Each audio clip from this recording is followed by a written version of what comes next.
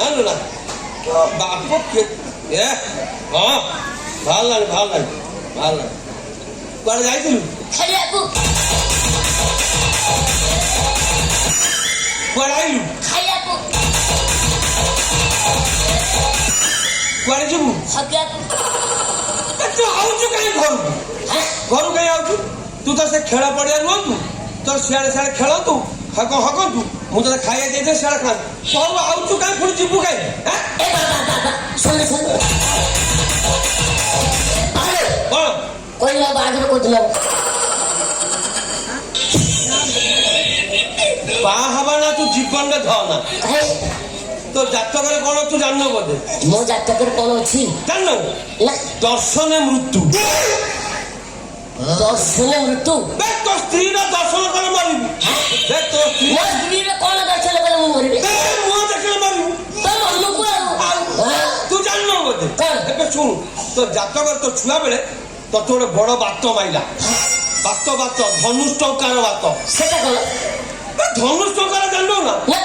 ଧନୁ ଭଳିଆ ଏମିତି ବାକି ଯିବୁ ସର ଭଳିଆ ସିଧା ହେଇଯିବୁ।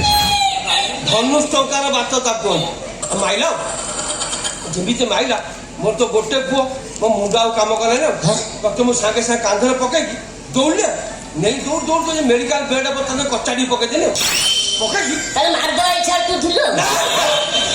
ପକେଇଦେନି ତ ସେନ୍ସ ନଥିଲା ତ ପକେଇଦେଲେ କାଉଁ ନା ସାଙ୍ଗେ 8-10ଟା ଡାକ୍ତର ଡାକି ଆଣିଲି।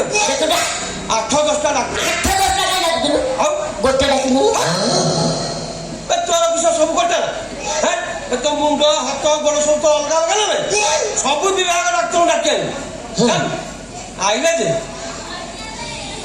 ମନା କହିଲେ ତୁମ ପୁଅ ବଞ୍ଚିବନି ସୁଖୁ ହଉଛି ଶୀଘ୍ର ତୁ ନେଇଯା। ମୋ ମୁଣ୍ଡ ଆଉ କାମ କଲାନି।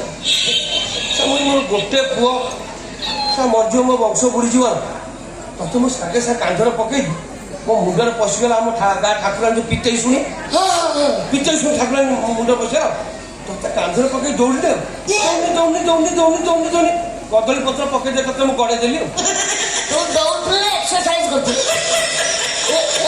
ଯେମିତି ପକେଇ ଦେଇକି ସାଙ୍ଗେ କାଳିସି ଲାଗିଲା ଏମିତି ଭାଲା କାଳିସି ଭାଲା ହଁ ହେଇକି ଆସିକି ତୋଠି ତୋ ପେଟରେ ଆଣି ତୁ ଖେନ୍ଦା ତୋ ପେଟ ଖେନ୍ଦା ମତେ କହିଲା ତମ ପୁଅ ବଞ୍ଚିଯିବ। ବଞ୍ଚିଯିବ ନା? ହଁ ଯଦି ତୋ ପୁଅକୁ ବାହା ନ କରି ବାବାଜୀ କରିଦେବୁ ତାହେଲେ ତୋ ପୁଅ ବଞ୍ଚିଯିବ। ମୁଁ ସେଇଦିନଠୁ ଶପଥ କରିଛି ତତେ ମୁଁ ବାହା କରିବି ତତେ ମୁଁ ବାବାଜୀ କରିବି। ମୁଁ ବାହା ଆଉ କିନ୍ତୁ ବାବାଜୀ ହେବିନି ସନ୍ଧ୍ୟାରେ ବୁଲି ସମସ୍ତଙ୍କର ଫସଲ ଖାଇବି।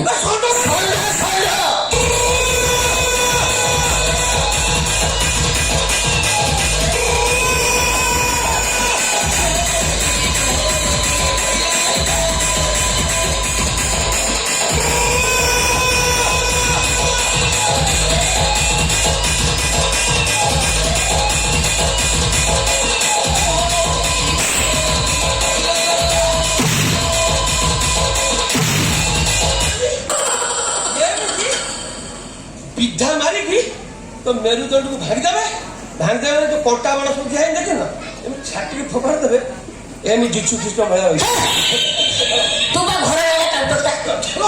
କିଏ କହୁଛି ତତେ ଗାଁର ଲୋକମାନେ ଦେଖିଲେ ମୁଁ ଗାମୁଛା ପକେଇ ଲୁଚୁଛନ୍ତି ସେମାନେ ଭଡ଼ା ସାଙ୍ଗରେ କ'ଣ କଥା ହଉଥିଲି କ'ଣ ଚୋରଙ୍କ ଭଳିଆ ହଉଛି।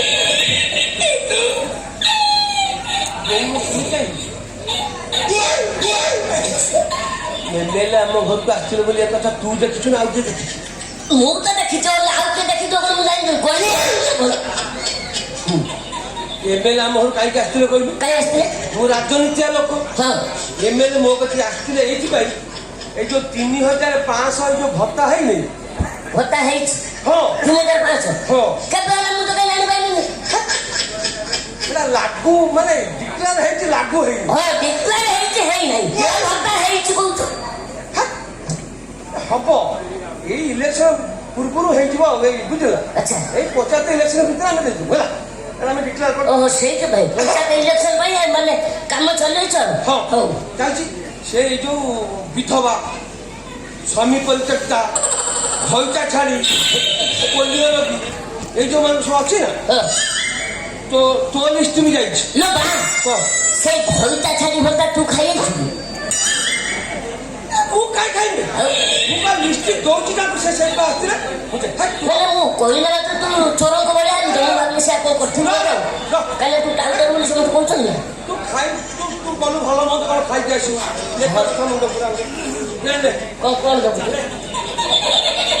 ଏ 5 ଟଙ୍କା ଧର ଯା 5 ଟଙ୍କା ନେଇଯା এটা 500 ହଁ লো বা 500 ଟଙ୍କାଟା ଗୋଟେ ଲମ୍ବା ନୋଟଟେ ହଁ ଆଉ ତୁ କଣ ମତେ ପଏଣ୍ଟ ଧରେ ଦେଇ କହୁଛୁ 500 ଏ 500 ଟଙ୍କା ଆଗରୁ ଲମ୍ବା ଥିଲା ହଁ ମୋଦି ଗାଧି ଗଲା ପରେ ଏଇଟା ଛୋଟ କରିଦେଇଛି ଓହୋ ମୋଦି ଗାଦିକି ଗଲା ପରେ ଲମ୍ବାକୁ ଗୋଲ କରିଦେବେ ଗୋଲ କରିଦେବେ ହଁ କାଇଁ କହିଲୁ ଗଜ ଟଙ୍କା ହଁ ଏ ମେଘ ହଉଛି ତିନ୍ତି ଯାଉଛି ପକେଟ ଉଡ଼ିକି ପଳଉଛି ତା ଛୋଟିଆଟା ଓଜିନିଆ ହବ ପକେଟ ରହିଲା ଯଦି ଏମିତି ପକେଟ ମୋବାଇଲ ଖସି ପଇଲା ଛାମୁ ପଡ଼ିବ ହଁ କାଠି ଉଠିଗଲା ତୁ